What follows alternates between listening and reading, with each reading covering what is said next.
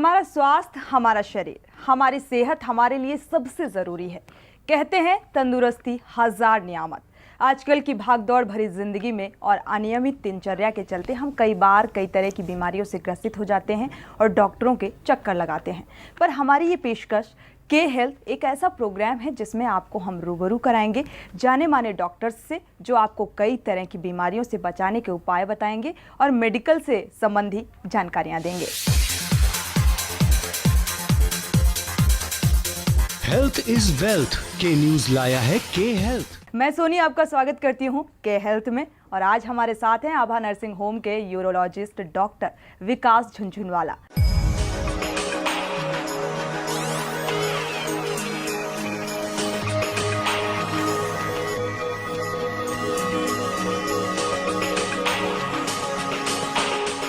आज हमें बताएंगे यूरो यानी कि किडनी और इससे जुड़ी तमाम जानकारियों के बारे में हमें जानकारियां देंगे।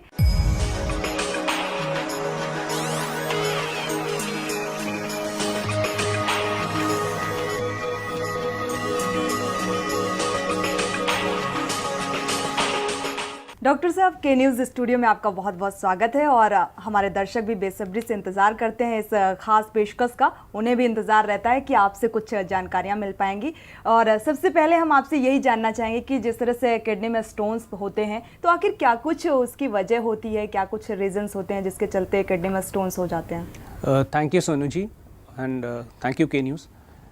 किडनी के स्टोन्स होने के बहुत सारे कारण हैं जी। और बहुत सारी ऐसी बीमारियां हैं जो प्रेसिपिटेट करती हैं किडनी में स्टोन्स बनने के। कुछ ऐसी बीमारियां हैं जैसे डायबिटीज़ है, ओबेसिटी है, गाउट है, जिनमें स्टोन्स बनने की पॉसिबिलिटी बढ़ जाती है। कुछ ऐसी कंजेनाइटल बीमारियां मतलब पैदाइशी बीमारियां हैं जैसे रीनल ट्यूबुलर एसिडोसिस है या फिर सिस्टेनोसिस है, सिस्टेन्यूरिया है, उनमें स्टोन्स बनते हैं जी। तो वैसे तो किडनी स्टोन्स के मुख्य कारण बनने का कारण अभी तक पता नहीं है, मतलब इडियोपैथिक है। और ये देखा गया है कि बहुत सारे डाइटरी फैक्टर्स अपने आप में उसमें प्ले करते हैं जो स्टोन्स फॉर्मेशन में। जिस तरह से स्टोन होते हैं और लगातार आप देख रहे होंगे कि स्टोन के मरीज बढ़ते जा रहे हैं, तो इसकी क्या एक खास वजह ये भी होती है, खान पान की वजह से भी स्टोन होते हैं? बहुत अच्छा सवाल पूछा आपने जी। हमारे शरीर में किडनी स्टोन्स जो होते हैं उनको हम लोगों ने दो कैटेगरीज में डिवाइड कर रखा है। एक कैल्शियम फॉर्मिंग स्टोन्स और एक non calcium stones. Calcium stones ज़्यादातर कैल्शियम ऑक्सलेट के स्टोन्स होते हैं हमारे शरीर में। करीब 80% स्टोन्स जो होते हैं वो कैल्शियम ऑक्सलेट्स के स्टोन्स होते हैं और बाकी जो होते हैं वो अलग अलग टाइप्स के स्टोन्स हैं। कैल्शियम ऑक्सलेट स्टोन्स के ऊपर सबसे ज़्यादा रिसर्च हुई है और ये देखा गया है कि जो व्यक्ति पानी मतलब लिक्विड जिनका कम है इनटेक, उनको स्टोन फॉर्मेशंस की टेंडेंसी ज़्यादा रहती है। जिनका सॉल्ट इनटेक कम है मतलब उनको कम होता है, जिनका सॉल्ट इनटेक ज़्यादा है उनको कैल्शियम ऑक्सलेट स्टोन्स बनने की पॉसिबिलिटी ज़्यादा होती है। तीसरा ये है कि कुछ लोग का dietary animal meet, animal protein intake ज़्यादा है, तो उनमें भी ये स्टोन कैल्शियम ऑक्सलेट के स्टोन्स बनने के इंसिडेंस और टेंडेंसी ज़्यादा है। बाय एंड लार्ज ये देखा गया है कि जो व्यक्ति मतलब 8 से 10 ग्लास पानी से कम पीते हैं उनको ये स्टोन्स बनने की पॉसिबिलिटी ज़्यादा होती है। पीरियोडिक डिहाइड्रेशन जिनको होता है, मतलब थोड़ी थोड़ी देर के में फ्लूइड की मात्रा जिनके शरीर में कम हो जाती है, तो उनको भी इस तरह के स्टोन्स बनने की पॉसिबिलिटी ज़्यादा होती है।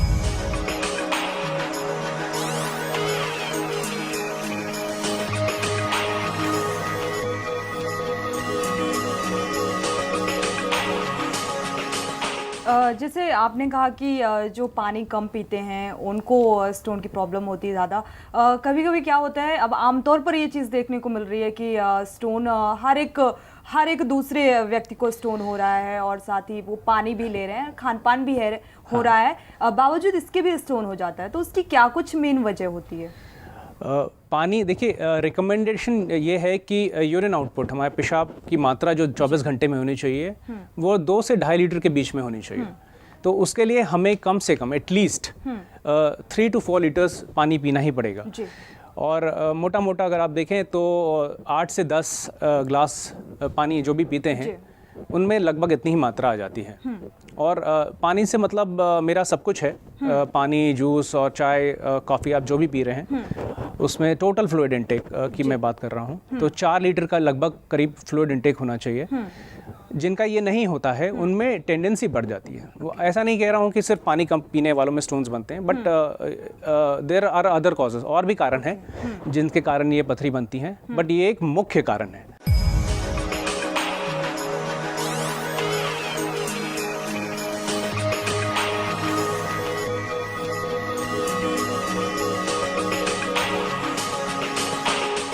एक मुख्य कारण है कम से कम 4 लीटर पानी तो होना ही चाहिए, पीना ही चाहिए। 4 लीटर पूरे दिन वाटर में।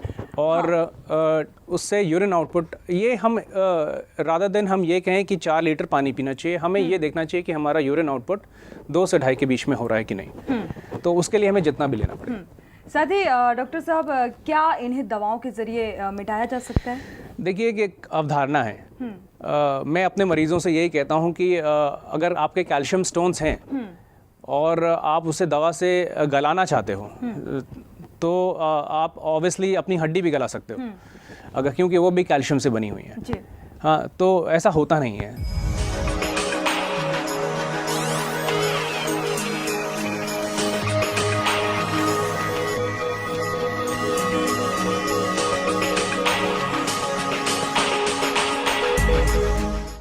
सिर्फ एक क्लास ऑफ स्टोन्स है जिनको हम लोग गला सकते हैं, वो यूरिक एसिड स्टोन्स होते हैं। यूरिक एसिड स्टोन्स बेसिकली अम्लीय, एसिडिक यूरिन में बनते हैं। तो सिंपली उसको यूरिन को अल्कलाइन कर देना, हाँ, उसमें वो गल जाते हैं। तो उन्हीं को गलाया जा सकता है, और कोई ऐसे स्टोन्स, कैल्शियम कंटेनिंग स्टोन्स नहीं होते हैं जिनको गलाया जा सके। कहीं ना कहीं जो 2 से 4 mm यहाँ तक होते तो उनको कहीं ना कहीं दवा के जरिए ठीक किया जा सकता है, लेकिन अगर उससे ज़्यादा है तो फिर एक ऑप्शन यही बचता है कि आपको ऑपरेशन ही कराना पड़ेगा। 2 से 4-5 mm तक के स्टोन्स में हम लोग ऑपरेट नहीं करते जी। ये the size of the stone is इतनी बड़ी नहीं है कि उसके लिए हमें कोई एक इन्वेजिव सर्जरी करनी पड़े। यूजुअली हम ऐसे मरीजों को मेडिकल थेरेपी पे ही रखते हैं अनटिल अनलेस कि ये स्टोन कहीं जाके फंस जाए, रुकावट पैदा कर दे, या इन्फेक्शन करने लगे, या इतना दर्द करने लगे कि हमें उसमें कुछ इंटरवेंशन करना पड़े। साथ ही कभी कभी हम स्टोन्स का इलाज दवाओं से करते हैं और उसे पूरी तरह हटाते नहीं हैं, तो क्या ये भविष्य में तकलीफ दे सकता है? देखिए, दोबारा से प्रॉब्लम हो सकती है इससे। स्टोन अगर शरीर के अंदर है, मतलब किडनी में अगर है, तो ऑटोमेटिकली उसका साइज बढ़ता ही जाएगा, बिकॉज वो एक नाइडस की तरह एक्ट करता है। उसके ऊपर और सॉल्ट जमा होती जाएंगी और वो बड़ा होता जाएगा। ये डिपेंड करता है कि वो किस रेट से स्टोन का साइज बढ़े, ये पेशेंट की मेटाबॉलिक एक्टिविटी के ऊपर डिपेंड करता है, वो कितना एक्टिव स्टोन फॉर्मर है। डॉक्टर साहब, एक अहम सवाल और यहाँ पर ये होता है कि जैसे एक बार स्टोन को रिमूव कर दिया गया तो क्या दोबारा होने के भी चांसेस होते हैं? जी सोनी जी, ये एक बड़ा ही कॉमन सवाल है जो मरीज़ हमसे पूछते हैं कि डॉक्टर साहब, एक बार आपने स्टोन निकाल दिया तो क्या वापस हो जाएगा? तो सोनी जी, इसमें यह है कि 1 साल के अंदर लगभग 15% पेशेंट्स में वापस स्टोन बन जाता है, और by 5 years 50% of this patients will have stones. हाँ, इट्स अ कॉमन नोशन, मतलब एक धारणा है कि एक बार जिसके स्टोन बनता है उसमें 80% of the people will have stones again in some time in their life again. जाहिर सी बात है, स्टोन्स बनने की कई वजह होती हैं। क्या कैल्शियम की वजह से भी स्टोन्स होते हैं, ऐसा कुछ? सोनी जी, मैंने अभी आपको बताया था कि 80% of the stones are calcium containing stones and calcium oxalate stones. आपका क्वेश्चन शायद इस पे है कि क्या कैल्शियम ज़्यादा खाने से स्टोन बनते हैं कि नहीं। तो ये है कि कैल्शियम की मात्रा एक लिमिटेड मात्रा होनी चाहिए। हमारा डेली कैल्शियम रिक्वायरमेंट करीब 1 ग्राम का है, 800 to 1 ग्राम। और विटामिन डी का इनटेक जो है वो करीब करीब 800 इंटरनेशनल यूनिट्स का होता है पर डे।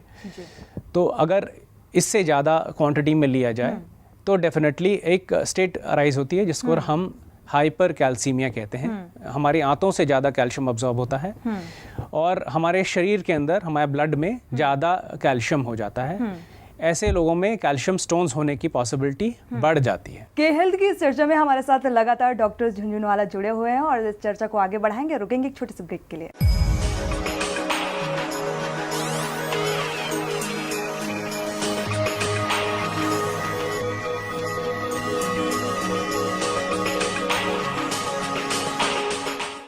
आपके दर्द में हम हैं हमेशा आपके साथ, क्योंकि हम यानी कि आभा सुपर स्पेशलिटी हॉस्पिटल जानते हैं कि आपकी जिंदगी है अनमोल। Abha Super Speciality Hospital.